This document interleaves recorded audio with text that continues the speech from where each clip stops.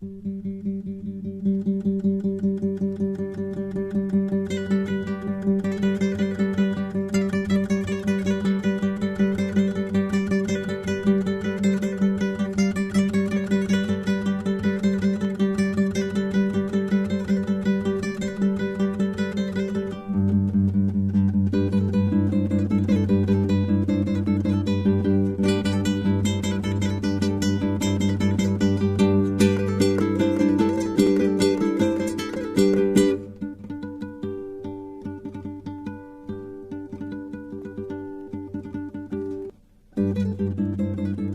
Escola Olga Mitar é uma instituição que foi criada, inventada, né, nos anos 70, mais precisamente no final da década de 70, aqui no Rio de Janeiro. A Olga chega com uma proposta já diferente no seu próprio nome, né? Olga Mitar, né? É um nome ligado às nossas origens, né? A língua tupi. Na verdade, Olga Mitar quer dizer Casa da Criança em Guarani. É um projeto que tem sua origem fundamentada nessa ideia de respeitar nossa cultura, sobretudo a cultura de quem já estava aqui quando os europeus chegaram nesse pedaço do planeta Terra. O diferencial da Olga Mitar é justamente o posicionamento do projeto político-pedagógico. Ou seja, ele já se define de natureza crítica, investindo nos processos de comunicação, onde se faz jus ao conhecimento, onde o conhecimento é para trocar, é para se comunicar. A gente está construindo sempre, isso que eu acho que é uma das grandes riquezas. Por mais que a gente tenha alguns princípios, né, a escola não está parada. Desde que ela surge, né, nos anos 70, ela já vinha com uma proposta de estar à frente, de estar buscando. Uma coisa que é importante é você dar voz também aos avanços na área de educação, né? Então, assim, tem tanta coisa acontecendo e há tanto tempo, tantas pessoas, tantos teóricos, trazendo tantos conhecimentos novos, né? E a escola foi tentando acompanhar isso. Trabalhando não só com as crianças, com os jovens, mas trabalhando também com as pessoas que trabalham no projeto, né? A nossa pedagogia prevê, planeja, engendra ideias pedagógicas, educativas para os próprios trabalhadores.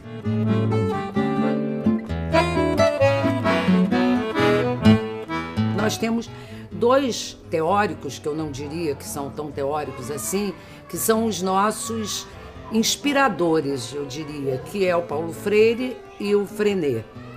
Acho que a principal identidade entre eles, né, é o respeito ao outro, é o respeito à individualidade, o respeito à história de cada um, a bagagem que cada um traz. E o Freinet, especialmente, o Paulo Freire também, ele tem toda a pedagogia dele que foi criada a partir da prática, né?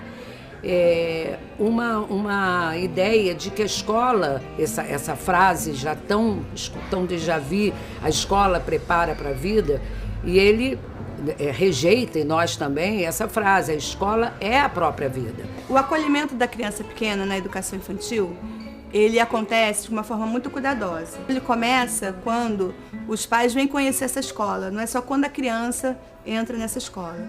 E ele também, na verdade, ele não se dá só com a criança da educação infantil. Mesmo de outros segmentos, quando ela está entrando pela primeira vez, a gente também tem muitos cuidados com ela para esse momento especial, né, para ela entrar bem nesse colégio. Eu sou atual avó e mãe de ex-aluna, né? Então eu fiquei conhecendo através de uma amiga que tinha os filhos aqui. Comecei a perceber que a Olga Mitar, ela tinha um projeto de educação, ou ela enxergava a educação, enxergando crianças como pessoas. É um espaço de acolhimento de infâncias, as mais diversas, de juventudes e de indivíduos adultos, né, que interagindo se dispõem a descobrir conhecimentos, a construir conhecimentos, a ampliar conhecimentos e a serem felizes.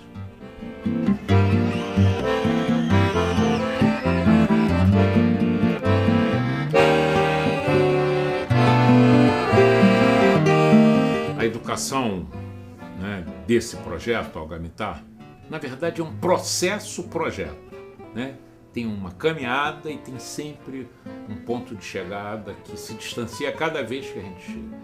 Essa é a ideia, né? Algamitar é um processo-projeto. Esse processo-projeto, ele está fundamentado por alguns princípios básicos. O primeiro princípio básico dessa pedagogia, dessa escola, é a afetividade.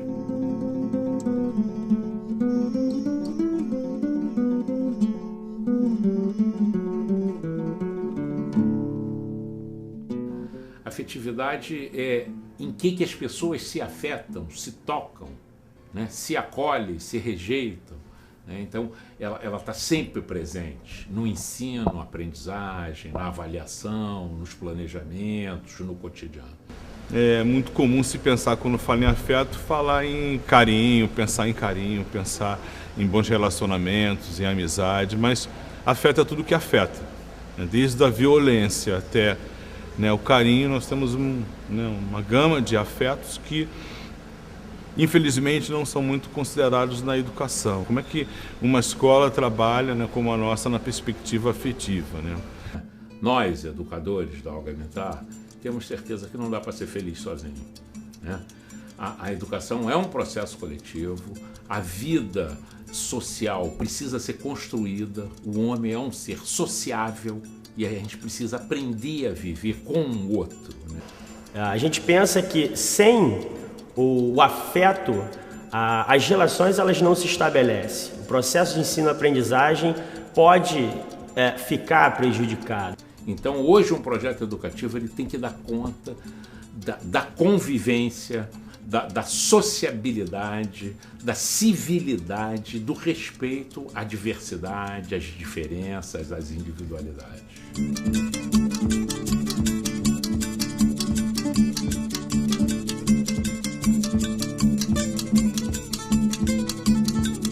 A nossa escola tem um sonho, que é transformar o mundo.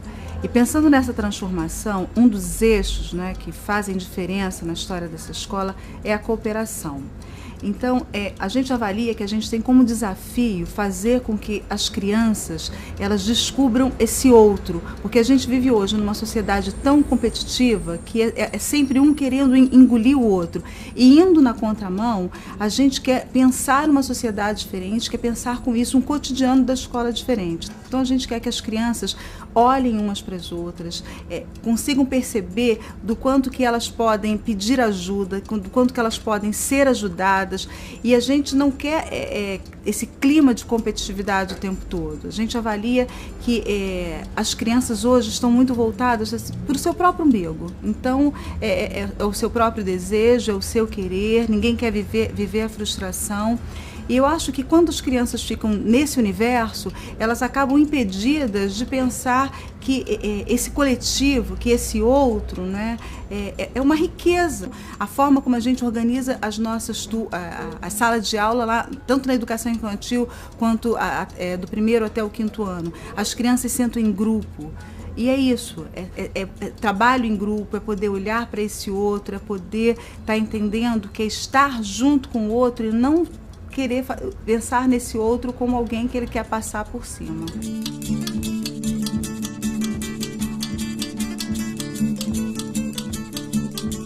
A gente não faz educação só para os nossos estudantes, né? Quer dizer, para as crianças e os jovens que a gente atende aqui com esse projeto pedagógico.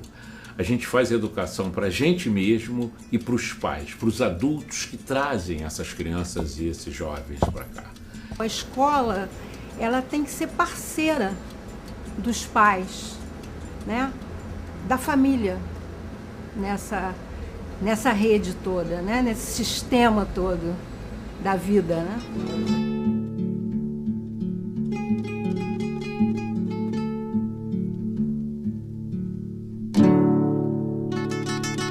Como a gente entende que esse espaço Algamitar é um espaço de descoberta, quem descobre quer contar. É nesse sentido que a comunicação é muito forte.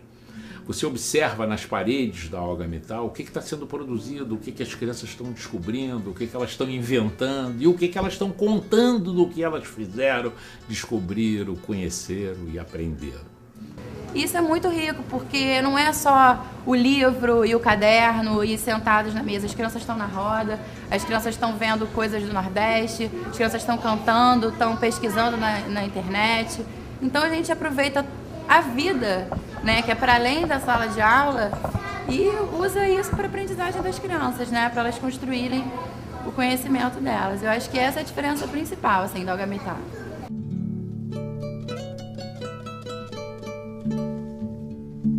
Os projetos coletivos, eu acho que são assim, um exemplo muito forte dessa capacidade, né, da gente colocar em ação a comunicação, né, na medida em que as crianças vão estar trazendo para outros públicos o que fizeram, vão estar se expressando dessa forma em diferentes linguagens, né.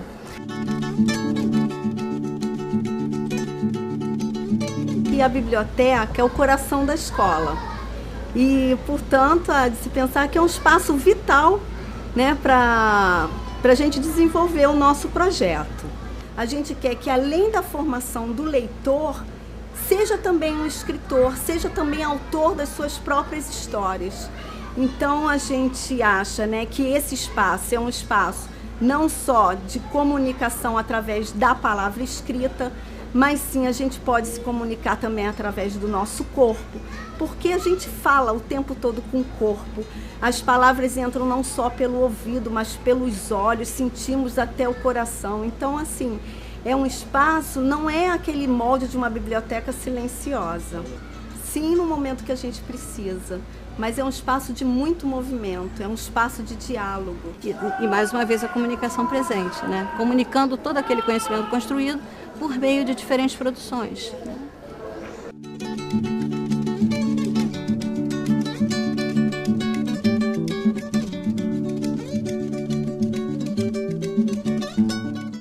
Bom, o registro é um dos eixos fundamentais da nossa escola, né? O trabalho com registro é feito no cotidiano o tempo inteiro.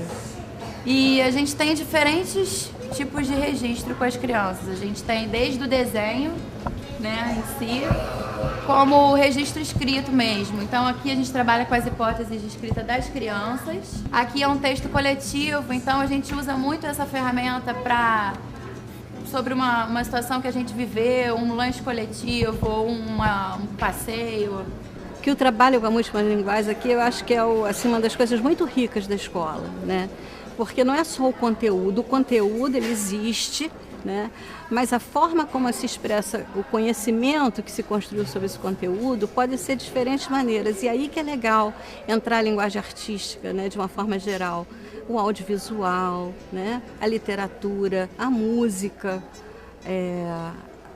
as artes plásticas, todas trabalhando e expressando aquele conhecimento que foi adquirido e construído. Não basta, eu nunca vou entrar em sala e vou explicar um conteúdo e a gente vai fazer uma prova. Não significa que a prova não exista.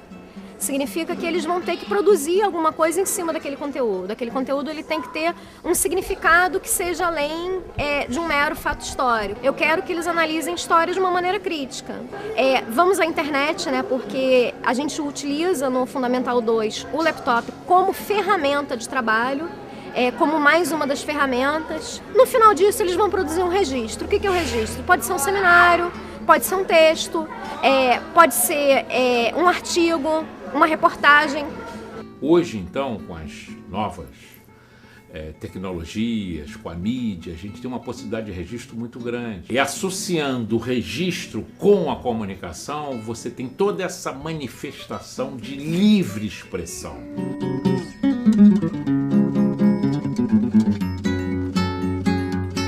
A escola, ela, ao longo dos anos, ela foi cada vez mais reafirmando seu processo, seu compromisso com a cultura brasileira, né? Então, é uma coisa que passa pelos trabalhos nossos, né, de uma maneira muito forte, desde a educação infantil, né? A gente percebe que isso pode ser trazido como conteúdo de trabalho. Então, a escola tem que trabalhar esses talentos, esses recursos que o ser humano traz, né? E eu acho que o Algamitá faz esse trabalho.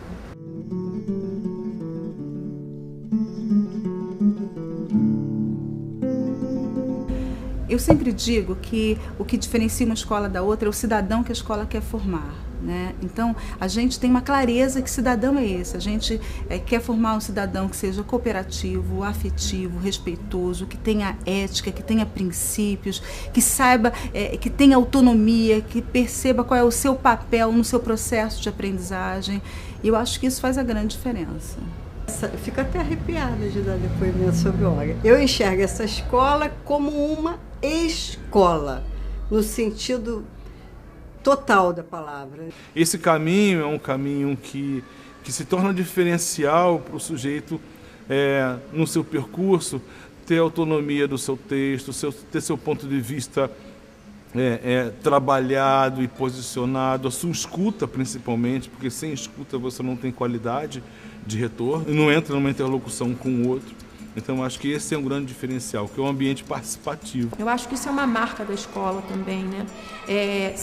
Acompanhar o seu tempo, né? Quem são essas pessoas que fazem essa escola? São as pessoas daquele tempo.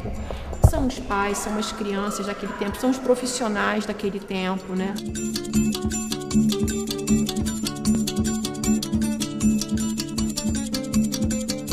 A Algamitá tem sido uma escola na minha experiência profissional.